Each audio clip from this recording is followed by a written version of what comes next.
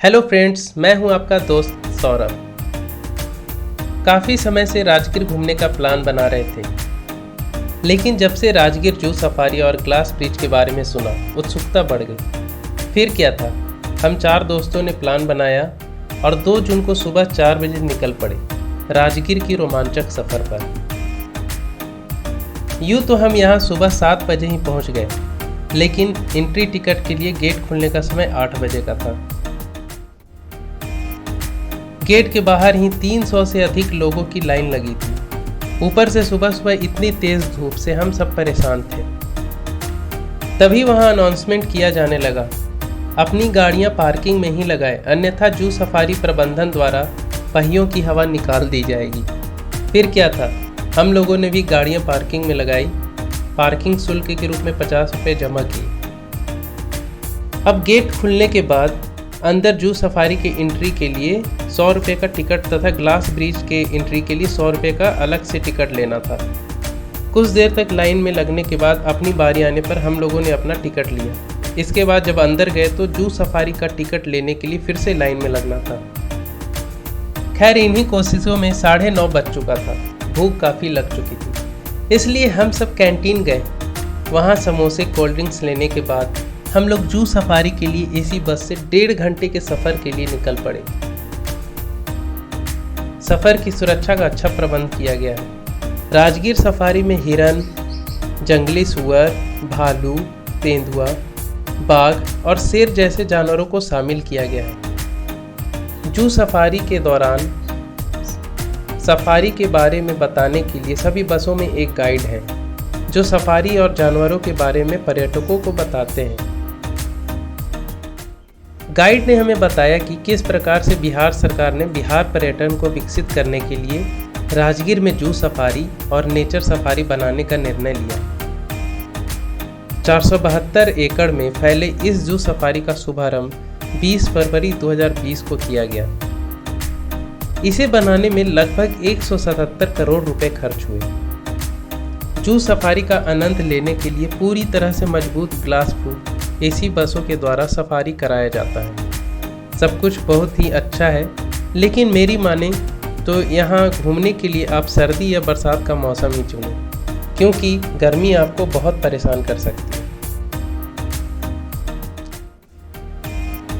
साथ ही साथ गर्मी में कई जानवर आपको दिखेंगे भी नहीं, क्योंकि वे गर्मी से परेशान होकर वो खुद भी पेड़ों की छांव में बैठे होते हैं, जंगल के झुरमुटों में, जिन्हें देखना काफ़ी मुश्किल हो जाता है। जानवरों को देखने के बाद हम वापस एंट्री पॉइंट पर आए, जहां हमने प्रदर्शनी कक्ष में मानव सभ्यता के उदय और वन्य जीवन के बारे में समझने की कोशिश की। इसके बाद हम थिएटर में गए, जहां हमें समुद्री जीवन के बारे में बताया गया तथा यह भी दिखाया गया कि मानव द्वारा उपयोग की जाने वाली प्लास्टिक कैसे समुद्र में बहा दिया जाता है, जो समुद्री जीवों के लिए घातक बन जाती हैं। इससे संबंधित 10 मिनट का वीडियो दिखाया गया। इन सभी गतिविधियों को करते करते 12 बज चुके थे और अब समय हो चुका था हमारे नेचर सफारी पर जाने का। इसके एंट्री टिकट पर ही इसका समय दिया होता है। लगभग 20 मिनट के सफ़र के बाद हम पहुंच चुके थे नेचर सफारी। यहाँ ग्लास ब्रिज पर जाने के लिए 125 रुपये प्रति व्यक्ति का टिकट खरीदना पड़ता है। टिकट लेकर हम ग्लास ब्रिज पर गए। वहाँ सेल्फी वगैरह लेकर हम पास में ही सस्पेंशन ब्रिज के लिए भी निकल पड़े। उसके बाद वहाँ प्रति व्यक्ति 10 रुपये का टिकट लिया। इस पुल पर चलना काफ़ी मज़ेदार था। ऐसा लगता था जैसे हम सभी किसी झूले पर चल रहे हों। नीचे आकर हम और भी एडवेंचर के लिए चल पड़े, जहाँ पर वॉल क्लाइंबिंग, निशानेबाजी, जिप लाइन, साइकिल इत्यादि जैसे रोमांचक खेल थे। हमने यहाँ पर सिर्फ वायर पर साइकिलिंग की। धूप बहुत होने की वजह से हम सब चाह कर भी ज़्यादा एडवेंचर नहीं कर पाए। यहाँ से निकलने के बाद हम सभी राजगीर कुंड गए, जहाँ पर गर्म पानी का कुंड है। गर्म पानी निकलने का कारण यहाँ के पहाड़ों से आने वाला पानी है, जो गंधक युक्त है। इसके बाद हम विश्व शांति स्तूप, घोड़ा कटोरा झील भी गए। और जल्दी जल्दी फिर जल मंदिर पावापुरी के लिए चल पड़े। पावापुरी काफ़ी प्रसिद्ध जगह है। यह एक जैन मंदिर है जो जल के बीचों बीच है। यहाँ की सुंदरता मंत्र मुग्ध करने वाली है। चारों ओर कमल के फूल से ढका तालाब है। सूर्योदय और सूर्यास्त का दृश्य देखना यहाँ काफ़ी रमणीय है। पूरा मंदिर सफ़ेद मार्बल से बना है।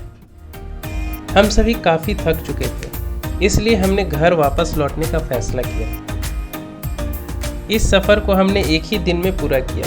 यही वजह है कि रोपवे, नालंदा विश्वविद्यालय तथा और भी कई चीज़ें भ्रमण करना छूट गया।